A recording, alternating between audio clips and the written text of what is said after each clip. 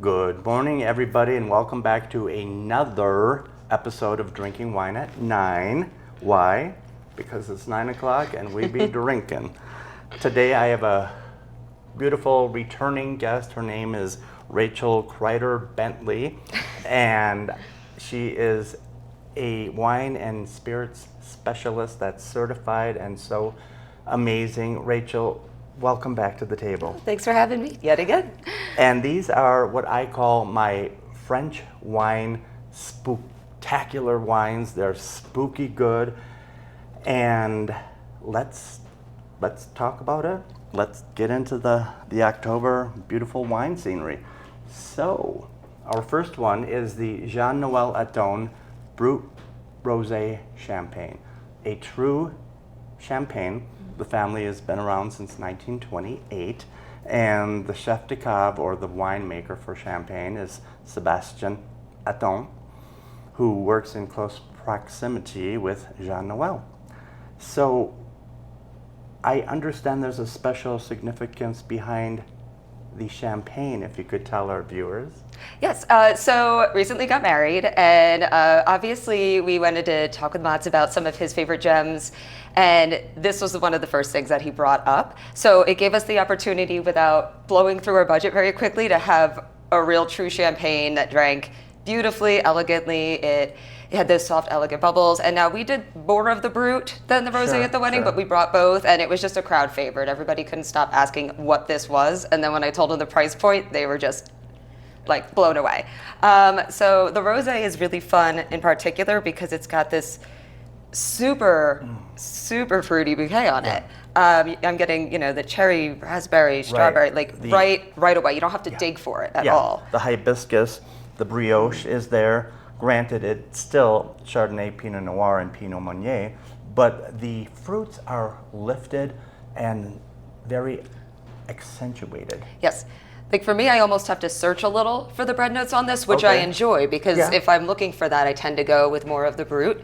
And I really enjoy the fact that it's got so much fruit on it. And that little fizz on your tongue just really makes you want to snack on things or have a really elegant upscale meal. So if I was doing this for something other than my wedding, I'm thinking maybe something really fun and elevated, like duck, something with a little bit of a fruit sauce. Sure. It's got all of the flavors I'm looking. It want to have the richness to cut through. Right. It's got enough acid. And of course, you can go with the fried chicken and the oysters and the relish tray. Think holidays, they're coming up, and nothing says a beautiful holiday spread like a good bottle of bubbles or a good rosé. Yeah. I still think it's rosé season because in Colorado we have the luxury of having nice warm days throughout mid-November. Yeah. Which brings us to our second wine, the gorgeous Jean-Paul Picard Sancerre Rosé. This is a 100% rosé of Pinot Noir, and this has been in the family since 1750. Everything is hand-picked, hand-harvested. Your turn. Tell our viewers what you think about this gorgeous Pinot Noir rosé.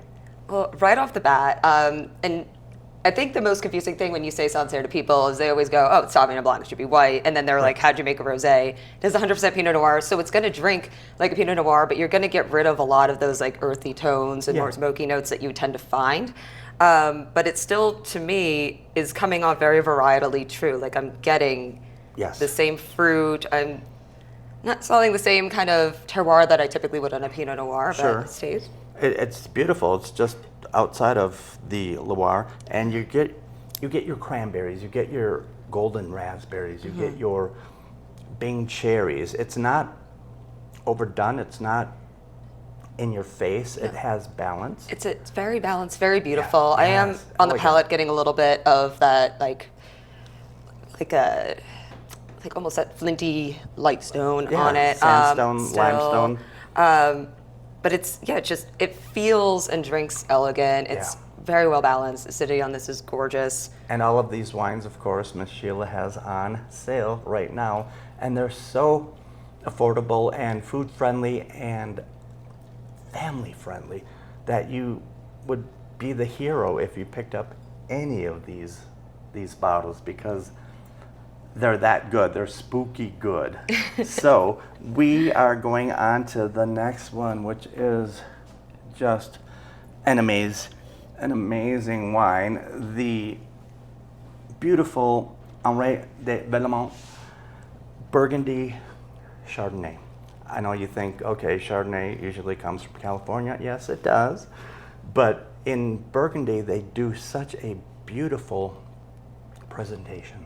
Yeah, and I mean, they are the ones who actually came up with a lot of those methods that we do today, the Right. oak aging, the lees, or even oak maturation. Like all of those ideas that we use so heavily in California actually started in, like, especially the Burgundy region. Right, right. But they just produce very different wine because it's kind of cooler there all the time. So it makes sense to be drinking these wines now that it's getting cooler here. This one in particular is really unique because it's a lot smoother than a lot of Burgundian Chardonnays because Right. that cool climate, they tend to have that little bit of an acid grip right off the bat. Yep.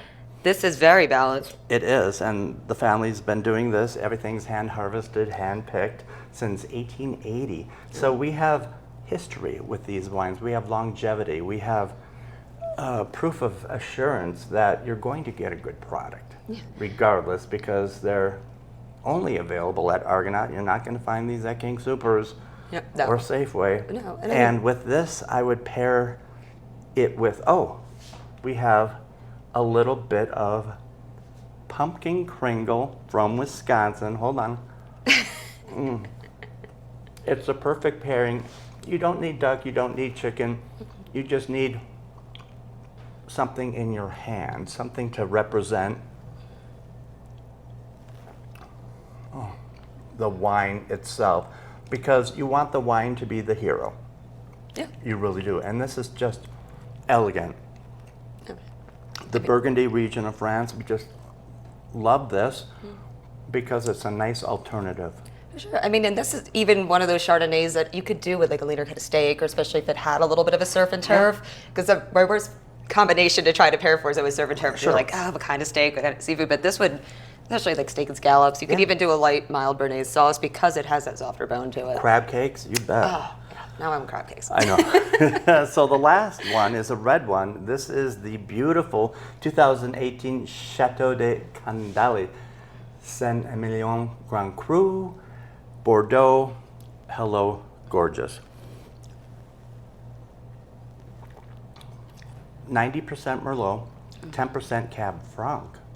And it just sings, it delivers. It's not as, what you mentioned earlier, peppery on the palate. Yep. It has body, it has finesse. And What's you know, your take? because it Yeah. doesn't have that pepper, especially a lot of Right, like right. Bright Bank Bordeaux blends have it, even being Merlot dominant. Instead, it has that stone, so this can really hold up to like the Bourgogne. You can even do it like a coq au vin with this because you don't have that pepper bitterness to override would any be sort of good. mushroomy gravy. Yeah. Obviously, it's not going to be overly mushroomed anyway, but it doesn't have that where it had that conflict. So like those rich hearty meats, especially this time of year, Right.